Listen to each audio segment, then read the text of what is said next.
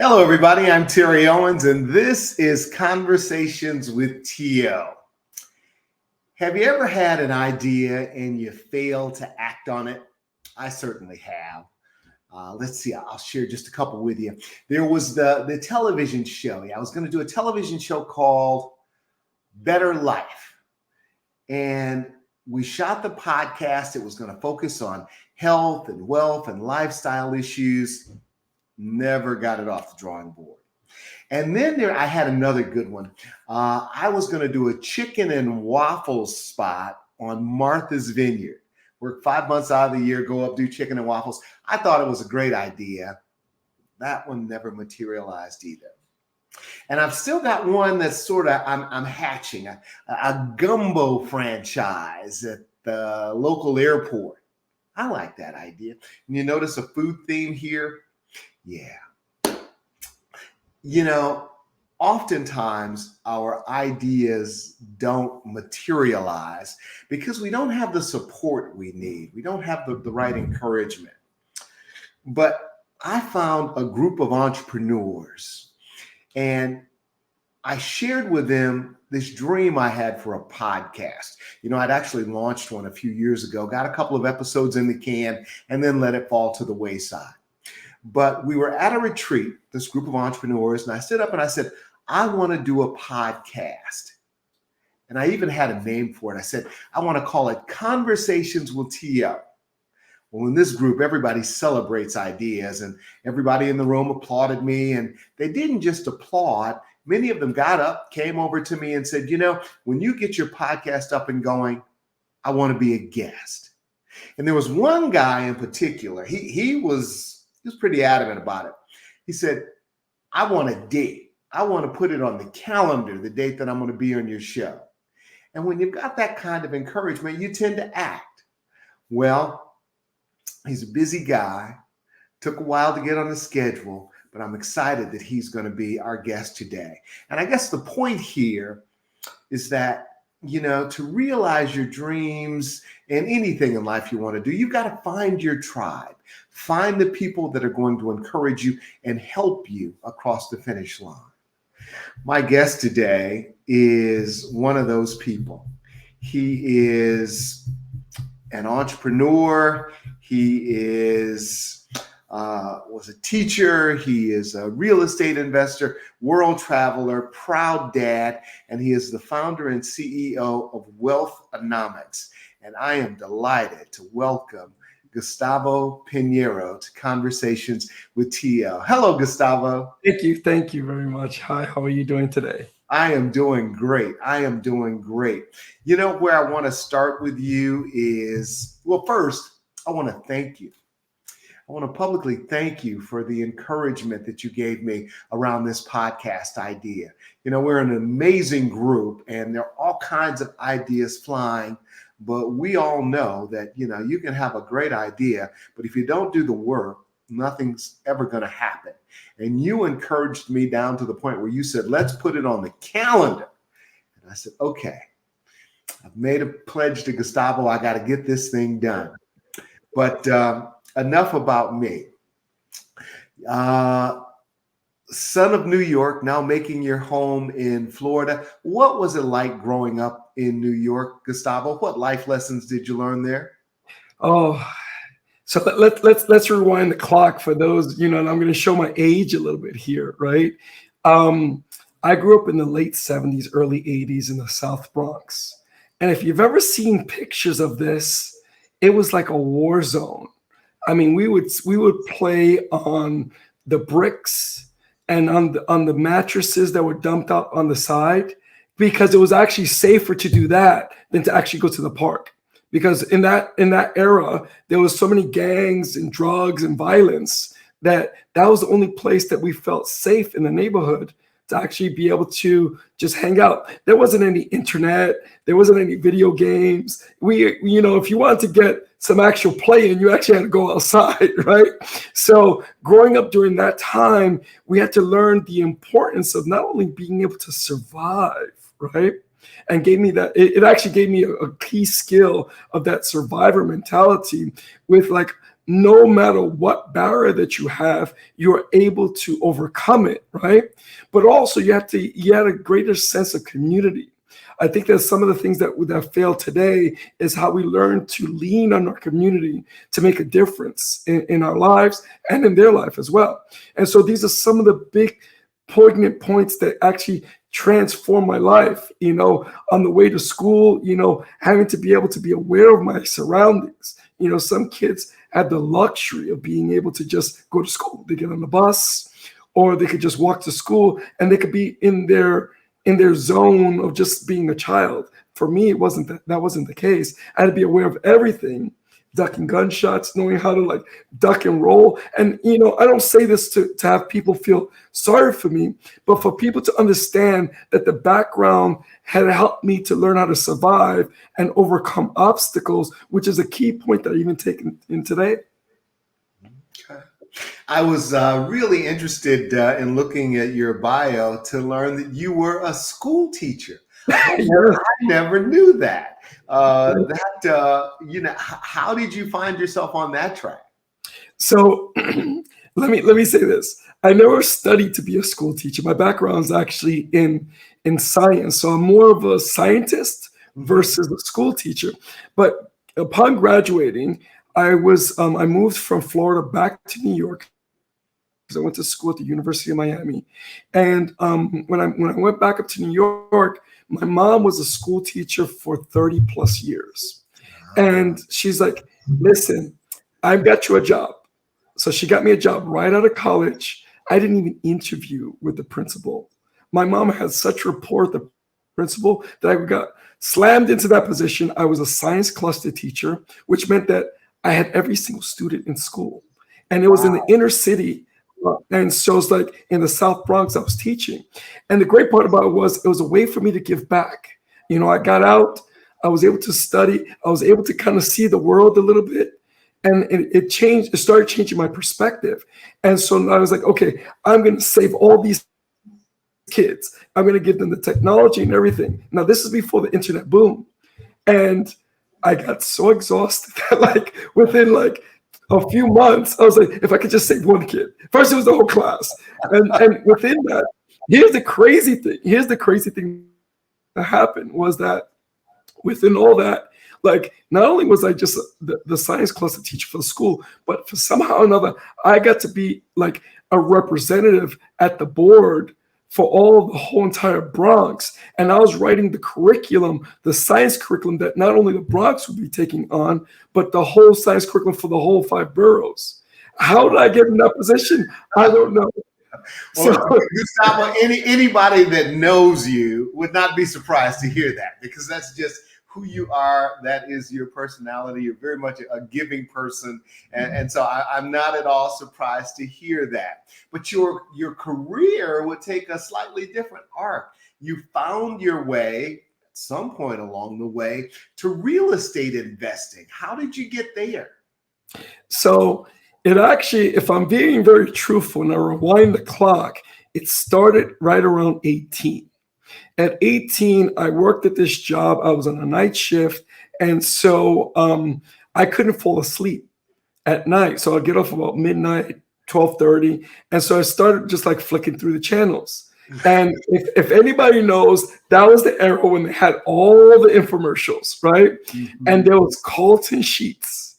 And I would sit there and watch the hour and a half infomercial about learning how to invest. And the crazy thing was that I was so scared. I needed such a paradigm shift. I was so scared I couldn't even call the number to get the information. So how many of us actually really get stopped in life that you're even scared to call the number? That's access to your and to your transformation, to have that paradigm shift, but you're so scared you can't call the number. That was me. I was that guy. And then eventually I worked a few jobs after I was teaching. And then I was like, okay, I'm going to just quit. Now, I quit just to put in perspective, right? I was working for Big Pharma at the time. I quit a 6-figure job. I had a family already at that time in order to pursue my dreams, because I believed enough in me that I knew that it was going to happen. no matter what. And I gave myself no crutch. Now, I don't recommend that to everybody. I don't recommend that to everybody, but I was willing to grind it out. And I knew what I was built of. Leaning back on those survival skills that I talked about as a youngster, I leaned on those same survival skills. And so I was like, okay, I'm going to do this, because if I don't do it now, I'll never do it. So I started learning how the money worked. I worked in the financial part of real estate. And then I started once I learned how the money worked, then I started buying homes myself. And that's kind of like the segue of how I got into real estate investing. I got a little bit of push, how like the mother bird pushes the little birds out of the nest. I got that push because in 2007, the market crashed. Yeah. And so my whole entire business crashed as well. And so I went from making, 5+ figures a month to making 5+ figures a year. Wow. And what that really meant was that, like, my lifestyle changed completely. And I already tasted it, right? And since I already tasted it, then it gave me the hunger, because I hit rock bottom. It gave me the hunger to, like, okay, now it's finally time to do it. Mm-hmm. And so, like when you were talking about your ideas, and you had all these great ideas, but they didn't get any wind under their wings, so to speak. And when you get the side pressure of people cheering you on, knowing that you can do it, mm-hmm. and saying, and they're listening to you sometimes even more powerfully than you listen to yourself. Yeah. Then those moments is when you can actually flourish. And for me, that was that moment. Well, let me ask, where do you draw your inspiration? What fuels you? I'll be honest with you. I used to do it in secret. And so here's my secret, right? I'm unapologetically connected to my divine God. Mm-hmm. And when I fall into the place of looking for inspiration, for motivation, that's where I delve to. Before I used to hide out and pretend it was this and that, but no, I'm just very clear and I'm unapologetic about that. Yes, inspiration, I see inspiration in others, I see what they're doing, and rather get jealous about it, I use it as a source of inspiration. I get curious and start asking questions. Well, how did you get there? How can I mimic that? Can you help me? And going back into my community. So that's really where I draw my inspiration from. Wow. One of 5 kids? Yes, that is correct. Yeah, that's my story too. I was the youngest of 5. I don't know where you were on the ladder. Same thing. Actually, no, I'm the youngest boy. My sister is the youngest. So she's the youngest. Technically, she's the youngest. Okay. So what I know about you is that your journey to financial security has inspired you really to give back to others. How are you helping folks find not just their why, but security? It's great that you say that. Here's like, for me, so I had to kind of tell a little bit of a story before that, so you could kind of understand where the inspiration came from. Okay. It was back in 2011, and I was on top of the world. My business was booming. My wife was pregnant with our second son in tow, and we went to Asia for the first time. And so I was excited because I've never been to Asia, and you can imagine, for a little kid, a little boy that grew up in the South Bronx, to travel the world and to cross borders, you can imagine my excitement. But in all my excitement, I forgot I didn't speak the language, right? And so finally we met up with some friends at a restaurant, and one of them was actually speaking English. So you can imagine, like, I was not beyond elated. And while we were talking and everything, like, I ate this soup, right? Pho.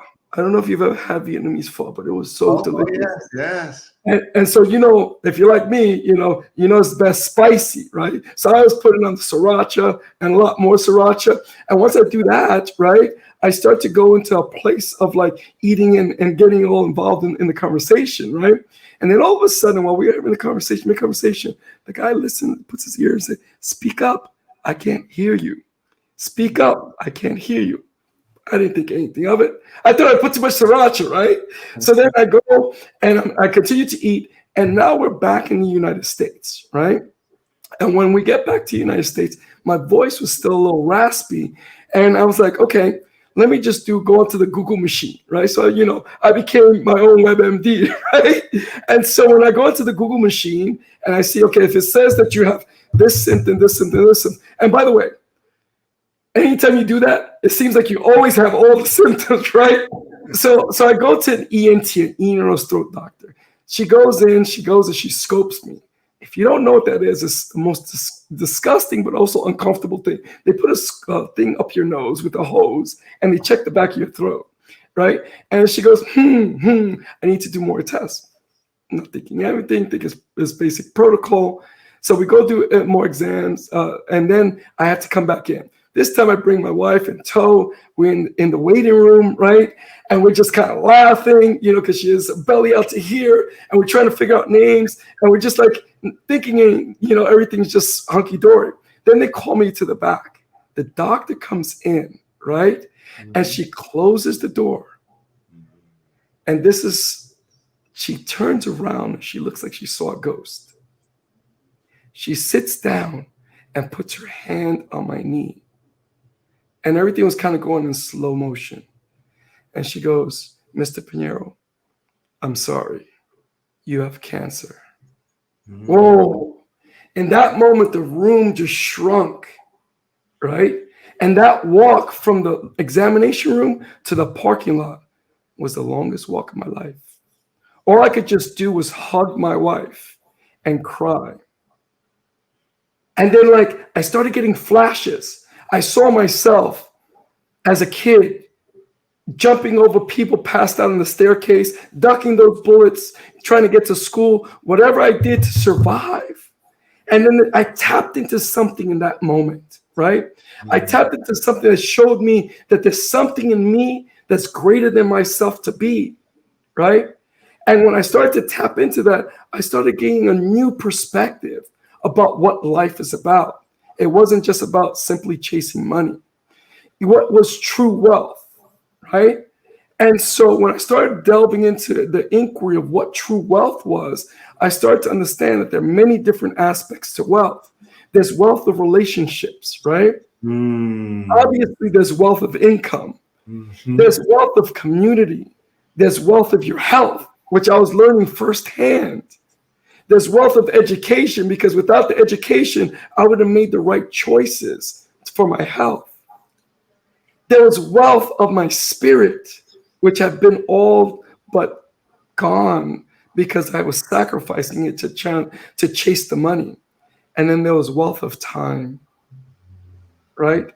And so when I wanted to be the richest in my life, I realized that there was aspects that I needed to fulfill on. And I'm like, if this happened to me, right? Could it be happening to my next door neighbor? Could it be happening to a stranger? Could it be happening to the very person that I'm just interacting with at the supermarket? And I was like, there's got to be a better way, right? And I was like, so when I said there's got to be a better way, it was like, I found my calling. I found my purpose. I found why I developed the Wealthonomics Society, so that way I could teach people to understand what their spiritual purpose is alongside their financial purpose. And that's what inspired me to do what I do now. Wow, Gustavo, thank you for sharing that. I knew about the health issue, but I didn't know how it tied into what you're doing with the business. Say a little more about Wealthonomics and how you serve people. So Wealthonomics Society serves first and foremost to create a community, right? I declare myself as the spiritual image consultant. And image is not just a physical image. It's really understanding where your spiritual image is, not only in the light of God, but also in the path that you walk.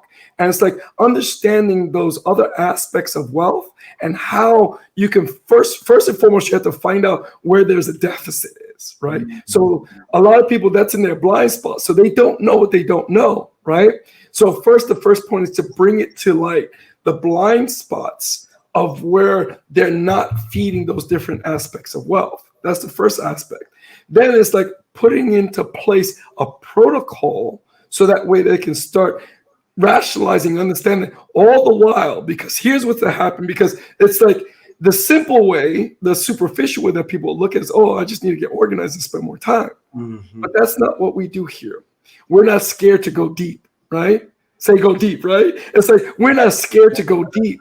And so what we do is that we address what I term to coin like family of origin pain, because a lot of times the way that we grew up influences how we live our lives today. Absolutely. So how does that, right, affect our relationships? How does that affect even us getting income? How does that reflect our role in community? How does that affect how we even respect our own health, right? Our education, our spirituality, how do we respect our own time? So that's when we start delving deep. That's really where the transformation happens. And that's really what it is to be part of Wealthonomics Society. And then creating that community where the community is actually building and wants you to win, similar to like the community that we're part of. Everybody wants you to win. You know what? I need you to give me a web address or how people can find out more about Wealthonomics Society. I'm sorry, I did not. Well, yeah, if you'll just give it to me, I'll add it. The best way to catch me and to find out all the ways to get me is on Instagram. It's Wealthonomics Society on IG. It's pretty simple. And you know, Wealthonomics, WEALTHONOMICS Society.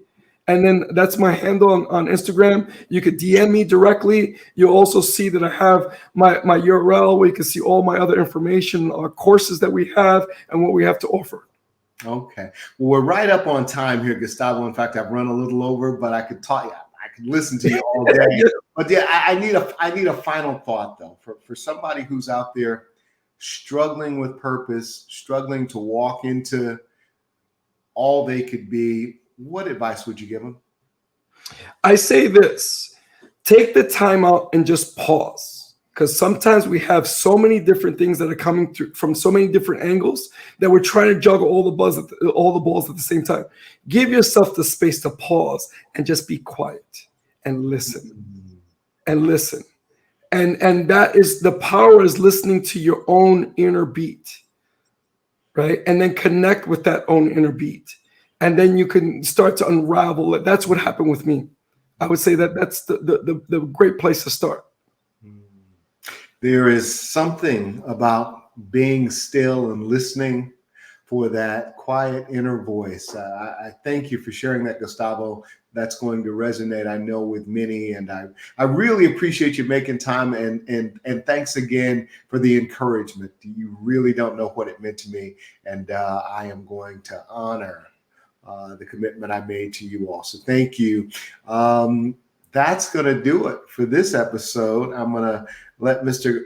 Pineiro get out of here, and then I'm going to tell you a little bit about how you can find us on YouTube. That's Conversations with T.O. on YouTube. We'd love to have you check us out, and we'll see you next time right back here on Conversations with T.O. Have a great day, everybody.